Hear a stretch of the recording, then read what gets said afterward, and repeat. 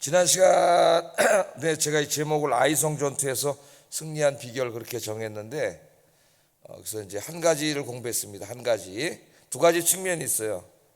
그러니까 뭐 아이성 전투만이 아니고 우리 인생도 그렇고 또 하나님 맡겨준 사명을 감당하는 신앙생활에도 항상 두 가지 측면이 있습니다. 하나는 하나님의 은혜의 측면, 하나님과 관련된 이 수직적인 차원이 있고, 또 하나는 우리 인간의 책임이라는 게 있죠. 책임. 우리 신학에서도 하나님의 주권과 인간의 자유의지, 이 두 주제가 굉장히 어려운 주제입니다. 사실은 우리 장로교는 특별히 전적인 하나님의 주권을 가르치면서도 동시에 그렇다고 우리는 아무것도 안 하고 있는 게 아니죠. 그 인간의 책임이라는 게 있거든요.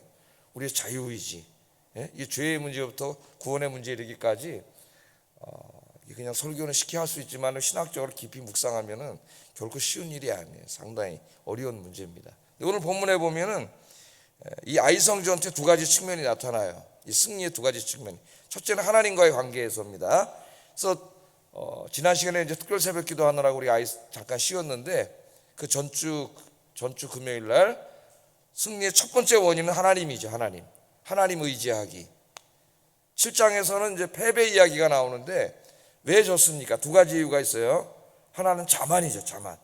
여리고성 더 큰 성을 이겼기 때문에 아이성 전투할 때는 자만에 빠져가지고 3,000명만 보내고 모여서 자기는 가지도 않고 이렇게 자만에 빠졌어요. 그것 때문에 하나 졌고, 이제 더 중요한 거는 아간이 죄를 졌기 때문에 이 두 가지 이유입니다. 그래서 이제 8장에는 승리를 하는데 이게 이제 전부 다 바뀌어요. 그러니까 우리 인간은 누구나 한 번, 두 번은 실수할 수 있는데 그 실수로부터 아무것도 배우지 못하는 사람은 절망적인 사람이에요. 누구나 실수할 수 있고 넘어질 수 있습니다. 그러나 중요한 거는 실수하고 넘어졌을 때 거기서 왜 그런가를 배우고 깨닫고 새로운 길을 갈 수 있는 사람이 돼야지, 그 길을 가지 못하면 또 그걸 답습하는 사람은 소망이 보이지 않는 사람이에요. 8장에 보면은 완전히 새로운 거죠. 그래서 첫째는 이제 어떻게 했어요? 자만하지 않고 전체가 다 하나님의 은혜의 힘을 깨닫고 하나님 의지했죠. 철저하게 하나님 의지하고, 오늘 7장에는 하나님 얘기가 잘 안 나오는데 8장에는 여호와 말씀이 계속 나옵니다. 하나님. 그래서 여러분 마음속에 또 언어 속에 항상 누가 계셔야 돼요? 하나님 이야기가 나와야 돼요. 하나님 가득 차 있고. 자, 오늘은 이제 그거는 이미 공부했기 때문에 두 번째, 인간의 책임이라고 하는 이제 관점에서 좀 또 오늘 본문을 보려고 그래요. 인간의 책임. 제일 중요한 건 뭐예요? 하나님 의지하기입니다. 이 일을 이룰 수 있는 분은 하나님밖에 없음을 깨닫고 전적으로 하나님 의지하고 겸손하게 무릎 꿇고 기도하는 것이 우리 인생이나 신앙에서 제일 중요하다. 이게 성공하는데, 그거는 이제 공부를 했으니까. 두 번째는 그렇다고 하나님이 기도하면 들어주신다고 해서 나는 아무것도 안 하고 그럼 기도만 하면 되느냐? 그렇게 사는 사람은 없잖아요, 여러분. 열심히 새벽에 기도하시고 또 이제 좀 이따 직장에 나가셔서 생업의 터전에 나가셔서 열심히 일하시죠. 다 그렇게 우리가 살아가요. 이걸 잠깐 잊어버릴 때가 있어요. 그래서 오늘은 이제 그 인간의 그 책임이라는 관점에서 오늘 좀 보려고 하는데, 그래서 요 아이성 전투에서 승리한 비결을 한 세 가지 정도에서 좀 보려고 합니다. 하나는 최선을 다하는 모습이 보여져요. 최선을 다한다. 첫째 승리는 최선을 다하는 태도. 두 번째는 매너리즘에 빠지지 않고 새로운 방식에 열려있는 태도. 그냥 작년에 한 거를 또 답습하고 이렇게 하지 않고, 상황은 늘 바뀌지 않습니까?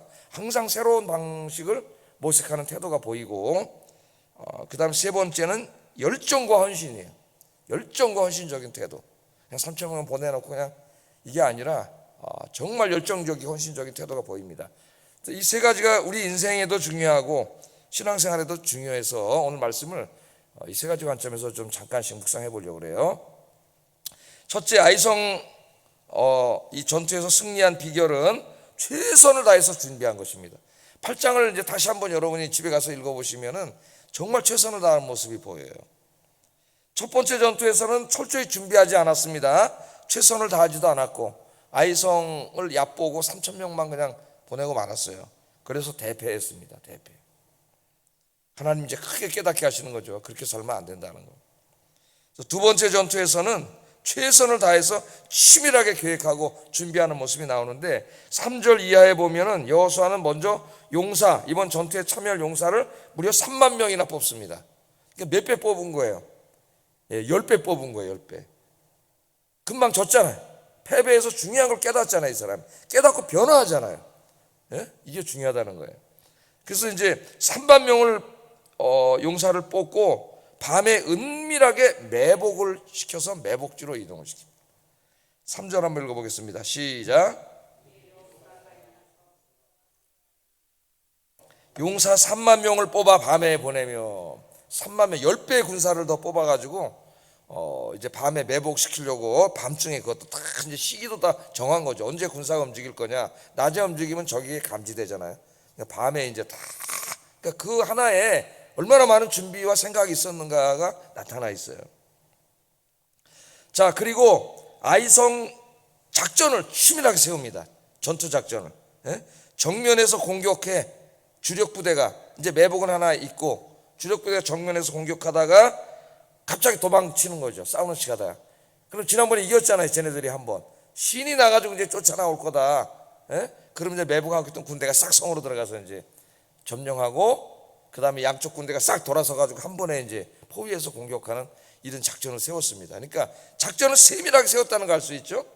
처음에는 그냥 3,000명 가서 싸우라 그랬는데 세밀하게 작전을 세웁니다. 이 내용이 4절에서 7절까지 나오는데요. 4절에 보면은 그들에게 명령하여 이르되 너희는 성을 뒤로 가서 성읍을 향하여 매복하되 그 성읍에서 너무 멀리하지 말고 다 스스로 준비하라 그러고 5절 7절에 보면 그들이 나와서 우리를 추격하여 이르기를 그들이 처음과 같이 우리 앞에서 도망한다 하고 우리의 유인을 받아 그 성읍에서 멀리 떠날 것이라 우리가 그들 앞에서 도망하거든 너희는 매복한 곳에서 일어나 그 성읍을 점령하라 너희 하나님 여호와께서 그 성읍을 너희 손에 주시리라.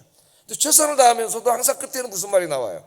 너희 하나님께서 이기게 하셔서 주실 것이라는 말씀이 나오잖아요.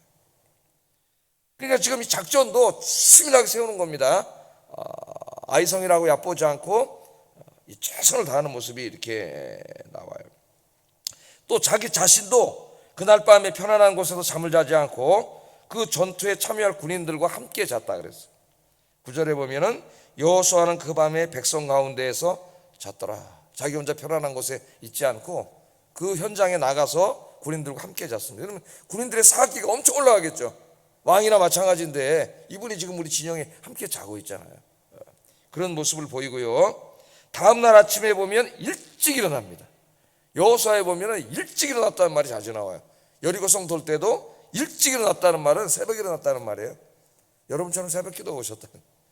일찍 일어나요. 그리고 모든 병사들이 전투 준비가 됐는지를 다 점검을 합니다. 우리 남자분들은 군대 가면은 전투하러 나가기 전에 그 군장 검사라고 해갖고 연병장에 다 세워놓고 그런 게 있어요. 하여튼.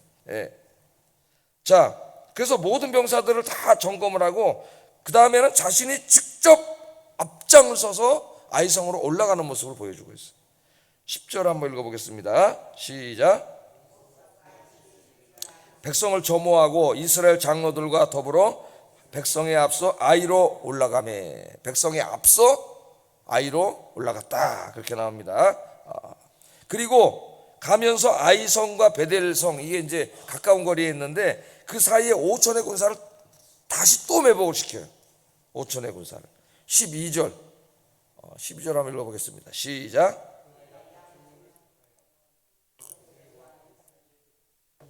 왜 그랬냐면은 아침에 이제 또 이게 생각이 났겠죠. 베델과 아이성은 동맹 관계에 있었습니다. 이때. 그러니까 우리나라도 미국과 동맹 관계 있잖아요. 한미 동맹. 한국에서 전쟁이 일어나면은 미국이 자동 참전하게 돼 있어요. 그래서 지금 최전방에 미군 부대들이 있습니다. 내려오면 미군이 자동 참전하게 돼 있어요. 그러니까 우리나라 좌파 애들이 자꾸 뭐라 그래요? 미군 철수하라 그러고 평화조약 하라 그러고 속으면 안 돼요, 여러분. 월남이 그렇게 가지고 공산화된 거예요.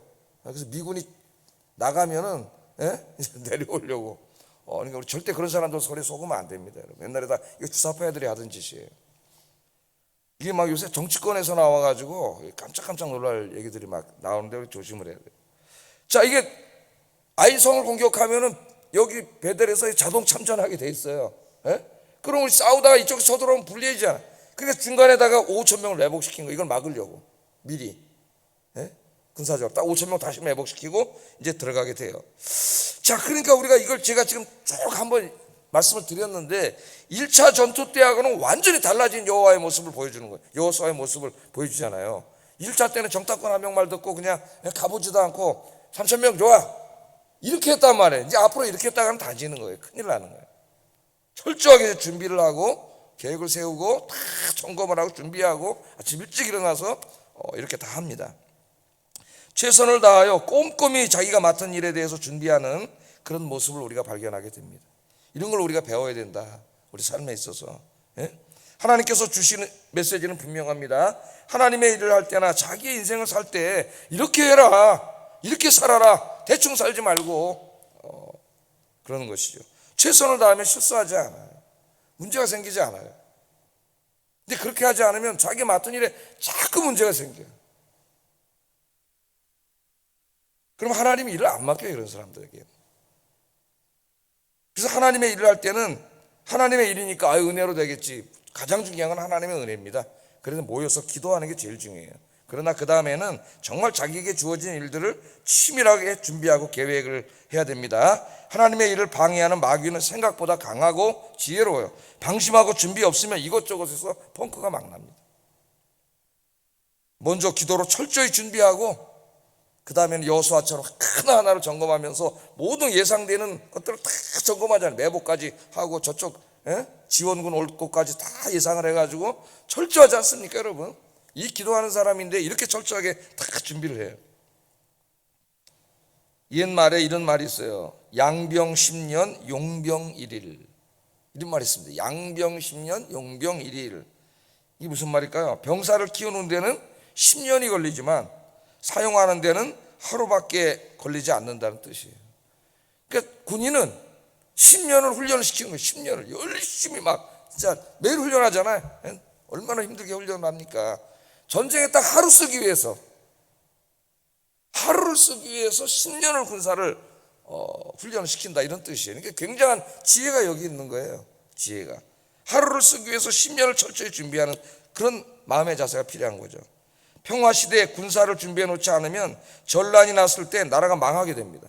우리나라 군대도 지금 다 점검해 봐야 돼요. 18개월 근무하는데 저쪽은 10년을 근무하는데 군사력이 비교가 되지 않습니다. 정신력이나 이런 게. 또 핸드폰 가져가서 다 저녁에 또 집에 전화하고 뭐 다 자유를 주잖아요. 자유 민주 하다 지금 잘못하면 우리나라 군대가 당나라 망할 때 당나라 군대가 될 수가 있어요. 군인을 강하게 훈련해야 되고 사생활을 어느 정도 제한해야 되고 철저히 거기에 지키게 해야 되는데 국방력을 튼튼히 해야 되겠죠. 우리가 평화시대에 강한 군사를 준비해 놓지 않았기 때문에 임진왜란을 당했고 6.25 사변을 당하고 나라가 망할 뻔했습니다. 철저하게 준비하는 게 중요해요. 그래서 이 생텍쥐베리라고 하는 어린 왕자 아시잖아요. 생텍쥐베리의 어린 왕자, 이런 얘기가 나와요. 기다림이란, 잘 들어보세요, 굉장히 중요한 얘기입니다. 기다림이란 오늘 하루를 다르게 만드는 일이다. 내일을 기다리잖아. 내일 기대를 갖고 내일은 좀 잘 됐으면 좋겠다, 이랬으면 좋겠다, 이런 기다림이에요. 이 기다림이란 오늘 하루를 다르게 만드는 일이다. 내가 정말 내일 어떤 기대를 가지고 어떤 소망을 가지고 있다면 오늘 하루를 다르게 만든다는 거예요. 그 사람은. 그게 무슨 말입니까? 그러니 어제와 늘 같이 오늘을 살면서 내일이 변화되기를 기다리는 것처럼 어리석은 일은 없다는 유명한 말을 해요. 내일 내가 뭔가 좀 잘 되고 일이 좀 성공하고 열매가 맺히고 좀 이렇게 되기를 기다리는 그런 마음이 있는 사람이 어제나 오늘이나 똑같이 변함없이 그냥 그저 그대로 그렇게 사는데 그 사람에게 무슨 변화가 있겠냐는 거예요. 그건 어리석은 일이죠. 오늘 아무것도 하지 않는데 내일 뭐가 변해? 오늘 문제가 생기고 실수가 있고 뭘 잘못했으면 내일 기다림이 있으면, 기대가 있으면 오늘 최선을 다하고 준비하고 연구하고 이런 자세가 있어야지 인간이 살면서 계속 그런 자세로 오늘 내일 모레 똑같이 하는 이 사람에게 무슨 미래가 있고 장래가 있겠어요? 장래가 없어요. 그래서 지금 저 사나이 교회에 있는 오종현 목사님들 옛날에 보니까 자기네 부목사님들한테 하는 말이, 여러분의 오늘의 모습이 여러분의 평생의 모습입니다 그러더라고요. 그게 뭐겠어요? 오늘 하루하루 교회에서 맡은 이거 하나를 그렇게 하면은 그게 여러분 평생 담임 목사님도 변하지 않는다는 거예요. 지금의 모습이 미래의 모습이라고, 그 유명한 말입니다. 내일을 기대하는 사람이 맨날 몽상가밖에 안 되는 거야. 내일 모레 내년에 잘 되겠지. 근데 오늘 하나도 하게 살면 변화가 없어요. 예? 그 제일 어리석은 사람이라는 우리 조언을 들려주고 있어요. 하나님의 은혜와 인간이 최선을 다하는 것은 결코 상취되는 것이 아닙니다. 오늘 8장에서 그 모습을 보여줘요. 여러분 신앙이나 여러분 인생에 있어서 정말 하나님이 맡겨준 이 인생과 이 교회 일들과 이 모든 일들에 있어서 첫째는 정말 기도하셔야 돼요. 열심히 기도하시고 그 다음에 기도한 다음에 하나님 지혜를 달라고 기도하셔서 하나님 지혜를 주세요. 모든 것들을 철저하게 모든 예상되는 것들을 다 점검하면서 잘 감당하시고 여러분 인생 신앙 하나님 보실 때 기뻐하시는 인생, 성공하는 인생 되시기를 주의 이름으로 축복합니다. 자, 두 번째, 오늘 말씀을 보면은 하나님께서는 여호수아에게 여리고성과 똑같은 방식으로 하라 그러지 않아요. 여리고성은 7바퀴 도는 거잖아요. 한 바퀴 한 바퀴 돌다 마지막 날에 7바퀴, 그럼 13바퀴 도는 하나님 무너뜨리는 건데 아이성은 전혀 다른 방식을 사용하게 하십니다. 그게 이제 오늘 매복이잖아요, 그죠? 매복을 세우는 것인데 2장 하반절에 보면은 너는 아이성 뒤에 복병을 둘지니라. 매복하는 방법을 가르쳐줬어요. 여리고성 때는 그렇게 할 필요가 없어요. 그냥 하나님 도르라 그랬어요. 근데 이번에는 전투에서 사용하는 모든 방식을 사용하게 하십니다. 매복시켰죠, 매복. 왜 그러셨을까요, 여러분? 지금 이스라엘의 신앙 상태와 아이성의 상태가 여리고 전쟁 때와는 달라졌기 때문입니다. 상황이 바뀌면은 방법도 달라져야 합니다. 작년에 성공한 방식이 올해도 성공하리란 보장은 없습니다. 1년이 지나면 많은 것이 바뀝니다. 구태의연하게 작년 것만 답습하면 망합니다. 바뀐 상황을 점검해보고 새로운 방법을 모색하는 게 중요해요. 우리 그 마케팅 책에 보면 그 많이 나오는 얘기, 노키아 핸드폰 옛날에 세계 최고가 핀란드에 노키아라는 핸드폰이 있었어요. 그게 세계 최고였습니다. 최고 비싸고. 그런데 이 급변하는 이 시대에 변화되지 못하고 계속 옛 방식을 사용하다가 망해버렸죠. 지금 삼성, 애플이 전 세계를 장악하고 있는데 그 전에는 우리나라는 핸드폰도 없었죠. 노키아가 세계 시장을 장악할 때. 상황은 계속 변하고 과학은 발전하고 사람들의 취향도 바뀌는데 옛 방식을 계속 게을러 터져가지고 하게 되면은 아무 발전이 없어요. 발전. 한 부서에서, 교회도 그렇습니다. 한 부서에서 오랜 기간 봉사한 분들에게는 장점이 많아요. 어떤 장점이 있을까요? 가장 큰 장점은 그 맡은 일에 익숙하다는 거죠. 서투르지 않고 익숙하다는 장점이 있습니다. 그런데 단점도 있어요. 단점. 그 익숙한 사람들에게는 장점만큼이나 커다란 단점이 있을 수 있는데 그게 뭐냐면은 익숙한 옛 방식만 고집하고 새로운 방식을 모색하려고 시도조차 안 하는, 생각도 안 하는 거예요. 그래서 독실한 그 크리스천 기업인으로 존경받는 일본의 CEO인 그 마스시타 고노스케라고 하는 분이 있는데 이분이 쓴 책 중에 길을 열다라는 책이 있습니다. 그러니까 젊은이들이 많이 읽고 도움을 받는데요. 길을 열다. 거기에 이 책에서 이런 얘기를 해요. 옛 방식만 고집하지 말고 항상 다른 방법은 없는가를 모색해보라. 이게 얼마나 중요한 태도입니까? 우리 젊은이들에게. 옛 방식만 그냥 고집하지 말고 그게 나쁘다는 게 아니라 새로운 방법은 없는지 항상 방법을 모색해보라는 거예요. 방법이 젊은이들에게 주는 메시지입니다. 그래서 교회로 말하면 다른 교회는 또 어떻게 하는지 벤치마킹 한다는데 우리 마케팅에서 다 알아보고 또 변화되는 새로운 뭘 없는가를 알아보고 다 이렇게 부지런하게, 이게 부지런한 거예요. 그냥 하던 거 또 갖고 와서 또 하고 이건 게을러 터진 거예요.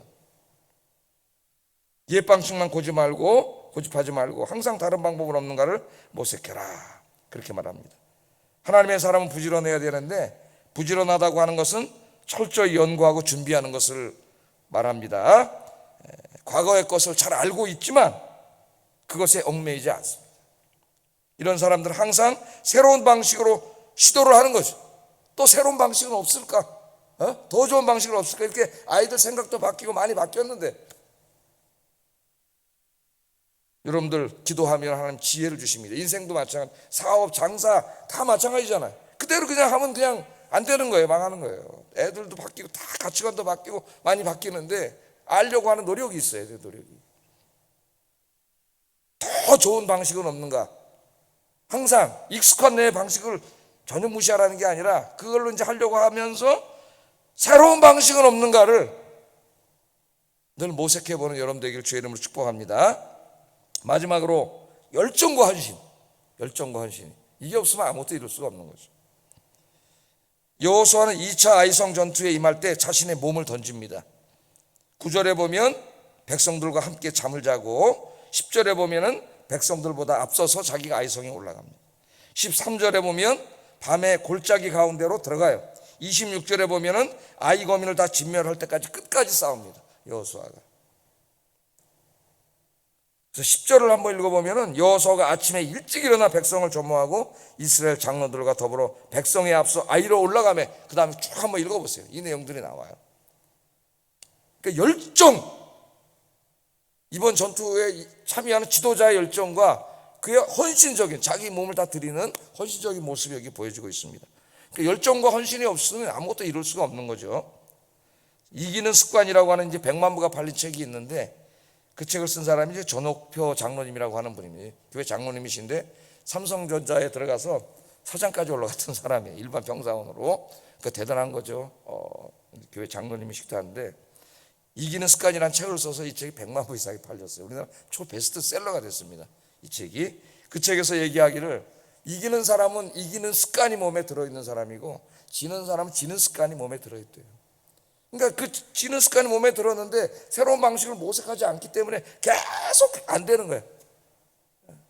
저도 그 책을 읽고 정신이 번쩍 나는데 이기는 사람은 계속 잘 돼. 왜? 그 습관이 들어있어야 하는 일의 방식이. 그러니까 계속 잘 되는 거예요. 그렇게 한평생을 사는 거예요. 한평생을. 그런데 이분이 이제 여기서 얘기하는 얘기가 또 다른 얘기가 뭐냐면 무언가를 성취하거나 일찍이 성공의 반열에 오른 이들은 하나같이 공통된 특징이 있다는 겁니다. 그게 뭐냐면 뜨거운 열정의 소유자들이라는 이 책에 나온 얘기. 뜨거운 열정의 소유자. 뜨거운 열정 여러분. 그래서 이 CEO들이 사람들을 뽑을 때 요새 뭘 이것저것 막 물어보면서 젊은이들의 눈을 본답니다. 눈을 딱 봤는데 눈이 개심차고 졸린 것 같고 이런 사람 절대 안 뽑는다. 아무리 재능이 있고 뭐 있어도 열정이 없는 사람은 뽑아 나와야 아무 일도 하지 않아요. 열정, 눈을 보는데 눈이 막 이글이글 불타오르는 젊은이들이 있대. 막 뽑는다는 거예요. 틀림없다는 거예요. 그래서 눈을 봐라. 사람을 볼 때는 눈을 봐라. 그런 말이 있습니다.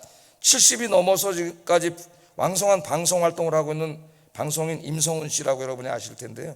이 사람이 얘기한 게 있어요. 인생을 살면서 항상 다음에 3가지를 조심한답니다. 자기. 그러니까 75세인가 지금 그런데 아직까지 방송 활동을 하는 3가지를.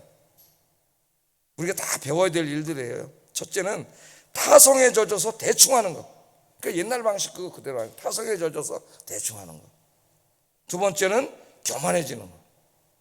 교만해지면은 더 이상 배우려고 하지 않고 노력하지 않는다는 거예요. 세 번째는 성실하지 못한 거. 이 3가지를 자기 인생에 최고적으로 조심한다는 거예요. 이 사람이 이렇게 살았기 때문에 75세까지 방송에서 저렇게 왕성하게 활동을 할 수 있구나. 그런 걸 생각하게 됩니다. 하나님이 우리에게 맡겨준 인생과 모든 일에 있어서 여러분 정말 인생은 선물이 하나님 주신 선물. 언제 갈지 모릅니다. 뭐 하나님 불러가면 가셔야 되는데 그때까지 정말 눈에서 이글이글 열정이 불타오르고 하나님 맡겨준 일들 또 여러분 인생도 그 열정과 헌신으로 주님 앞에 갈 때까지 한평생 살아가시는 여러분 되기를 주의 이름으로 축복합니다. 기도하겠습니다. 자, 오늘 그 인생을 살아가는 3가지 자세 하나님 가르쳐 주셨는데 이걸 같이 우리 기도하겠어요. 여호수아는 하나님을 의지하고 기도하면서 최선을 다했는데 내가 해야 할 일들에 최선을 다하게 하소서. 최선. 되게 중요합니다. 최선을 다하는 거. 두 번째, 어제 일을 아무 생각 없이 답습하는 사람이 아니라 항상 더 좋은 방식을 찾아보는 것이 습관이 되게 하소서. 모든 일을 할 때 그 일을 성취해내기 위하여 자신의 몸을 던지는 열정과 헌신, 그게 습관이 되게 하소서. 기도하겠습니다. 사랑하시는